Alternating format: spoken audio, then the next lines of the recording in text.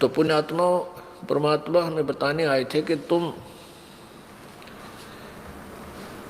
आए, मनुष्य जीवन आप जी को मिला है परमात्मा प्राप्ति के लिए और इसका कोई यूज नहीं।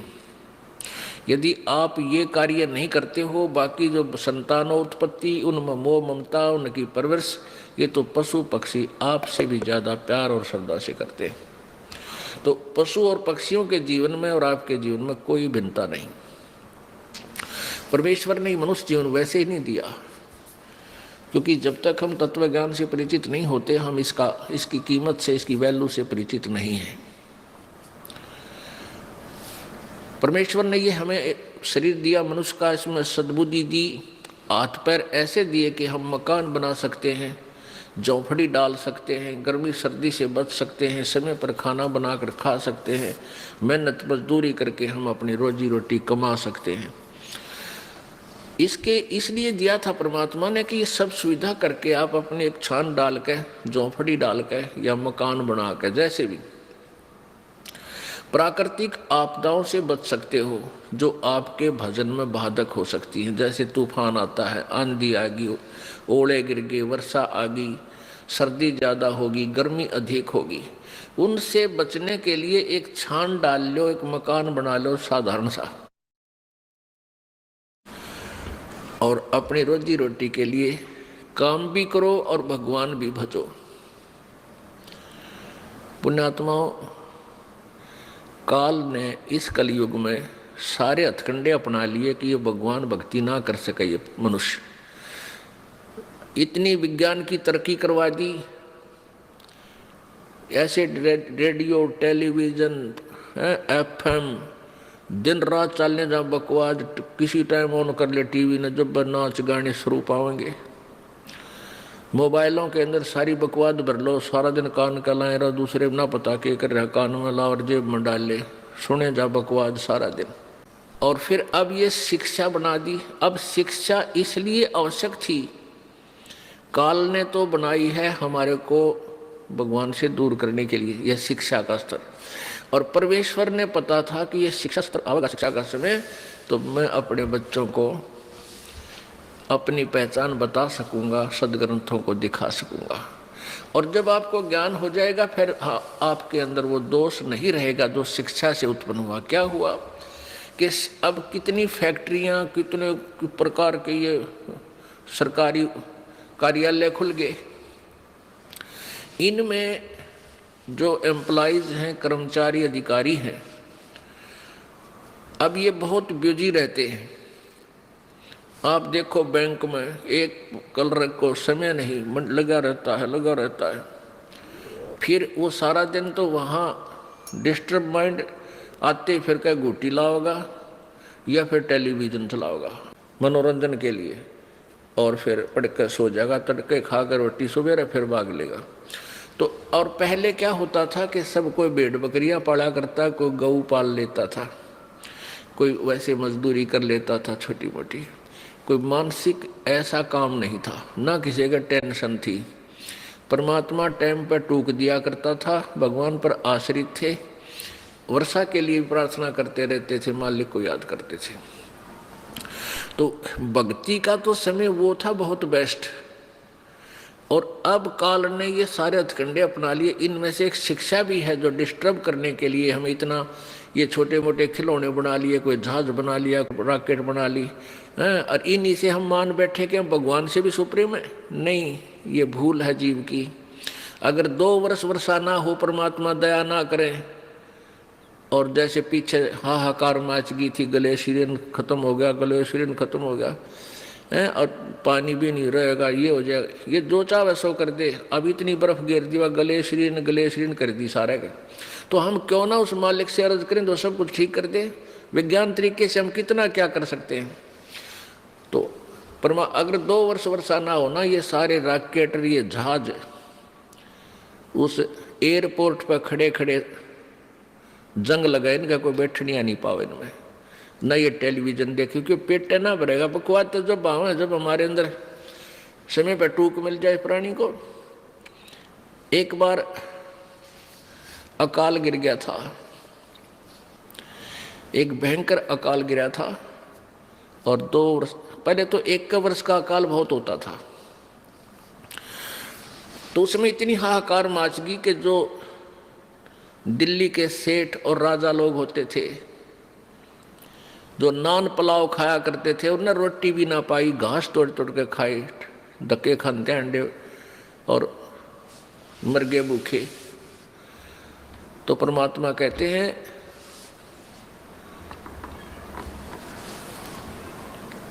शहजादे मांगत मांगत फिरे वो दिल्ली के उमराव, जिन रोटी पाई नहीं जो खाते नान पुलाव।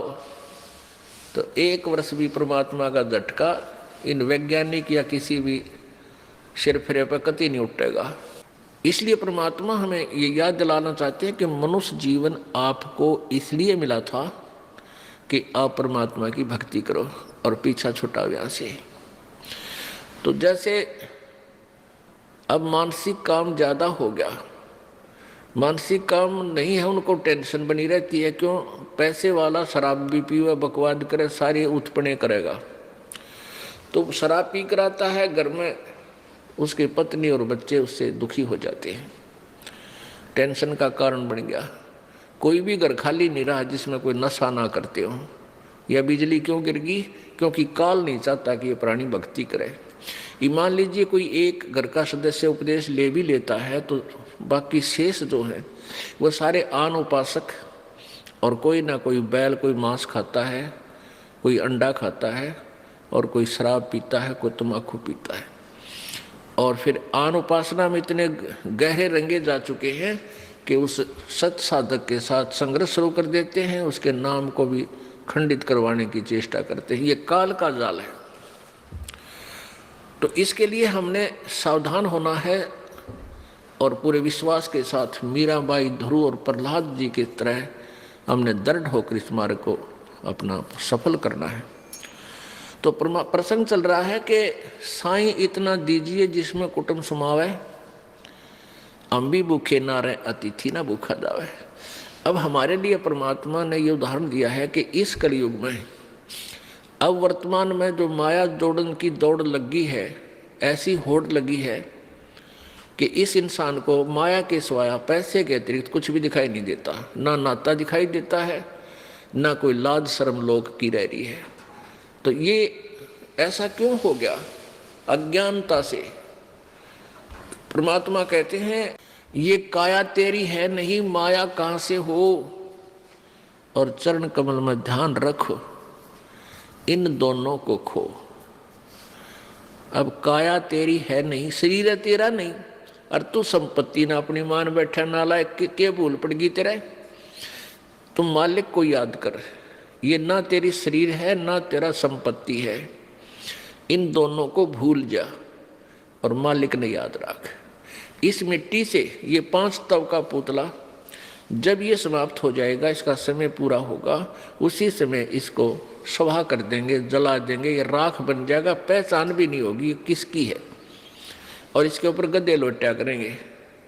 और इस मिट्टी से हम लाभ उठा सकते हैं, परमात्मा पा सकते हैं, इस मिट्टी से हम सोना बना सकते हैं। उसको भूलकर हम केवल एक ही काम लगे रहते हैं, संपत्ति माया जोड़ने के। अब इधर पश्चिमी देशों में क्या है, माया की कमी नहीं रही, उनके पास बहुत धन हो गया। अब वो धन हो गया तो उनको धन बहुत हो गया, अब उनको शांति नहीं। शांति प्राप्त करने के लिए वो उस माया ने छोड़कर नो कहें बाहर जंगल में बैठते हैं, जा करके हफ्ता 10 दिन 15 दिन किसी तरह शांति मिल रहा है। तो पुण्यात्माओं, इस बीमारी ने कट्ठाई क्यों करे? परमात्मा पर विश्वास रखो, कैसे मदद करेगा भगवान आपकी। कबीर साहब कहते साईं इतना दीजियो जिसमें कुटुंब समावे, हम भी भूखे ना रहें, अतिथि न भूखा जावे। इतना मांगिए। परमात्मा जब आप सच्ची भक्ति करोगे, आपके किसी भी कार्य में बाधा नहीं आने देगा। अब हम अपने परिवार के लिए जो मांग कहा है कि भी हम भी भूखे ना रहें और अतिथि ना भूखा जाए, सब कुछ आ गया। यानी रिक्वायरमेंट ऑफ द फैमिली, अपने परिवार की आवश्यकताओं को से अधिक डिमांड भगवान से नहीं करना। और फिर जो आपके पास पैसा शेष बचता है उसको पुण्य में अधिक लगाओ, जैसे परमेश्वर ने स्वयं ये लीला करके दिखाई। परमेश्वर कहते हैं दान दिए धन घटे नहीं, चढ़ी चोंच भर ले गई नदी न घट्यो नीर। और दान दिए धन घटे नहीं, कह रहे साहिब कबीर। परमात्मा कहते हैं देते को हर देत है जहां तहां से आन, और ना दिया फिर मांगते फिरियो, परमात्मा सुना नहीं कान। जैसे किसी ने पिछले जन्मों में पुण्य किया है, आज वो गाड़ियों में चलते हैं, बहुत अच्छी व्यवस्था घर की है, और जिन्होंने पूर्व जन्म में दान नहीं किया आज वो गरीब इतने हो गए हैं, मजदूरी भी कर लेते हैं, कोई कागज चुगते फिरते हैं, दिए भाई बाबा दिए, कोई नहीं देता चवन्नी। तो क्यों नहीं देता? क्योंकि उसने पिछले जन्म में पुण्य नहीं किया। तो कहते हैं, परमात्मा कह रहे हैं कि देते को हर देत है। किसी ने दान किया है पूर्व जन्म में, तो आज भगवान उसके ठाठ कर रखे हैं, और अब भी दान करोगे तो इस जन्म में भी मिलेगा आपको, और अगले में भी, नेक्स्ट में भी मिलेगा। और दान करोगे ही नहीं तो दोगे, मिलेगा कहाँ से? देते को हर देत है जहां तहां से आन। और जिसने दान नहीं किया, नहीं दिया, सो मांगते फिरियो, परमात्मा सुने नहीं कान। धर्म बिना दापे नहीं, ये प्राणी प्रपंच, आस बिरानी क्यों करे तन दिया हो तो संच। एक समय परमात्मा कबीर जी जब यहाँ वो परमेश्वर बनारस के अंदर काशी में लीला करने आए हुए थे, वो यही ज्ञान प्रचार किया करते थे जैसे दास आपको बता रहा, जो परमात्मा ने, परमेश्वर कबीर जी ने 600 वर्ष पहले अपने मुख्य ज्ञान में, तत्व ज्ञान में बोला था। उसी ज्ञान को परमात्मा प्रचार किया करते थे। और दोनों धर्मों को, हिंदू और मुसलमानों को, दोनों को कहा करते, तुम एक ही प्रभु के बच्चे हो, तुम अलग अलग नहीं हो। तुम आपस में झगड़ा करते हो, एक दूसरे को हीन सिद्ध करने की चेष्टा करते हो, ये तुम्हारा व्यवहार ठीक नहीं, क्योंकि तुम परिचित नहीं परमात्मा से। हिंदू को कहते थे और मुसलमानों को भी समझाते थे कि तुम जो साधना कर रहे हो, तुम्हारी साधना ठीक नहीं है।